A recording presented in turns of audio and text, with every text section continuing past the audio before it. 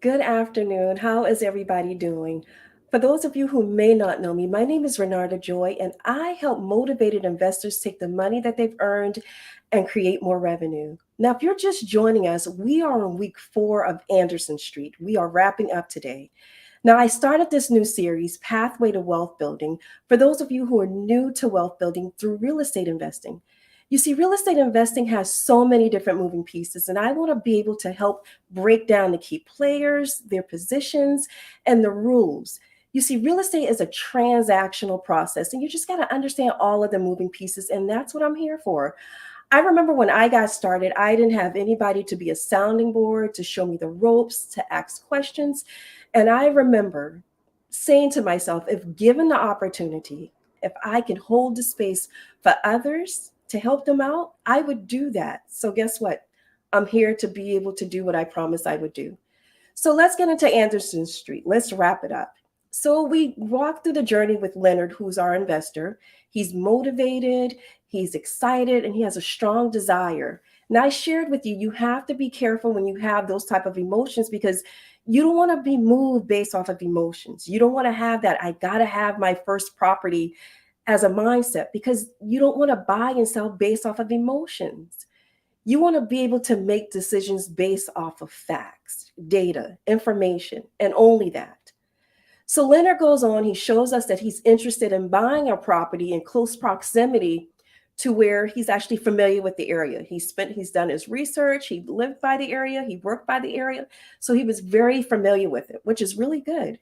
And so as Leonard goes on, he decides that he needs to get somebody on his dream team. And he started with a realtor.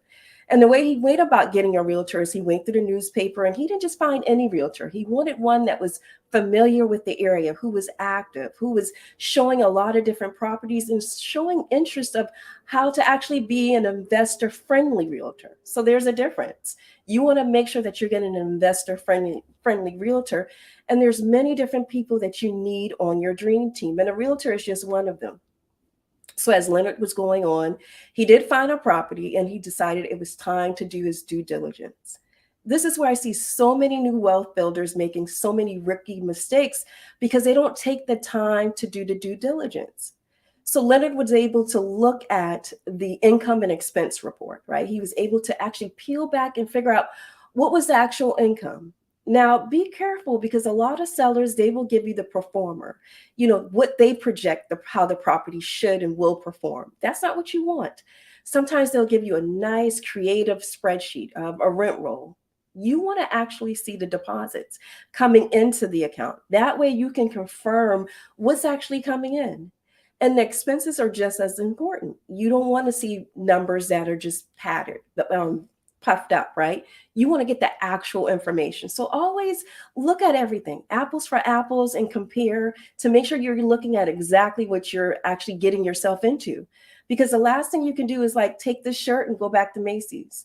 You can't have buyer's remorse. So take your time and do your due diligence. So as Leonard is going on, we now see that he's faced with decision making time, right? He has to decide, does he want a house hack? Does he want to self manage or outsource? Now, regardless of what route that he wants to take, he has to remember this is not a hobby. It's a business and you have to conduct it as such. Remember when we were kids and you would go outside and play, and your parents would say, be on your best behavior because when you go out there, you're representing me. And I used to be like, well, I'm the one that's actually playing. Well, now I understand.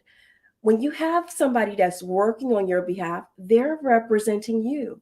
So you want to be able to work with somebody that can actually interface with tenants, right? In a timely manner, who can handle the day-to-day operations of your property. And if you're going to self-manage it yourself, well, you need to have certain systems in place to make sure that you're handling it, all of the day-to-day actions. How are you going to handle calls when they come in? Because tenants, they can call at any random time, day or night.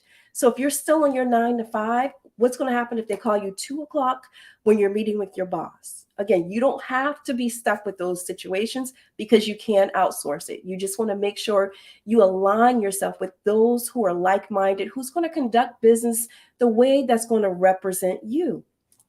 So now Leonard is ready to put forth an offer. The first thing you need to do, hey, Rosalind, the first thing you need to do is get your finances in place. right? Find out, what do you qualify for, so that you're not window shopping, you're not guessing, you're well prepared. And what does that do? Well, it gives you leverage and it puts you and keeps you in the driver's seat.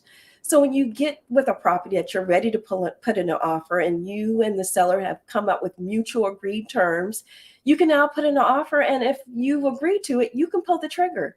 You don't have to take that time to get approved and then take a long time, or maybe not get approved for the amount that you feel that you should be approved for. And can I tell you, a lot of times the seller, they want you to put down earnest money, and it can be non-refundable, which is why you need an attorney on your dream team, so that they can look at the contract to make sure it's written in your best interest, including your earnest money. So again, by having your pre-approval amount, you know what you qualify for. But just because you're qualified for an amount does not mean that you have to get a property for that full amount. Because remember, if the tenant is not able to pay all of the rent, which you're using that rent towards paying their expenses, including the mortgage, you have to cover the difference. So you want to make sure you're not getting yourself in a situation that's going to be stressful. It should not be a strenuous process for you. You want to be able to get, don't, like my grandmother said, don't bite off more than what you can chew. So get a property that if you should have to cover it, you're in a position to cover that amount. For example, if you're approved for 500,000, you don't have to spend the whole 500. You can spend 300,000. So my point is, just manage what you can afford. Don't go off of what you're approved for. So in closing, I want to know, what would you do if you would Leonard? Do you think that this is a good property for him? Do you think he had the great temperament? What about the dream team? Have you thought about who are you going to bring along with your journey? I want to hear from you. I've enjoyed Anderson Street. I hope that you have as well. And I look forward to doing many more of these cases with you. Now, again, I have created a companion worksheet that you can download, or for my tech savvy folks, you can fill it out by going to startingmylegacy.com. That's startingmylegacy.com. Now, if you're watching this outside of my Facebook business page, I want to personally invite you at renardajoylive.com. Now, I want to invite you not just so that you can get me the likes. I want to make sure that I help you become an informed investor, what I call a legacy setter. I want to help arm your tool belt so that you feel comfortable pulling the trigger. Again, I remember what I felt like being alone, and I don't want you to feel that way, especially when I make myself available. So if you have any questions, or if you've got any value, be sure to leave it in the comments. And next week, we won't be here. Next week is Memorial Day, and we are taking it off. But I promise you, I will be back the following Monday, and I'm excited as we're getting ready to start our new series, part of Pathway to Wealth Building. So again, I hope everybody has a great week. And remember, I want to hear, what would you do if you would Leonard?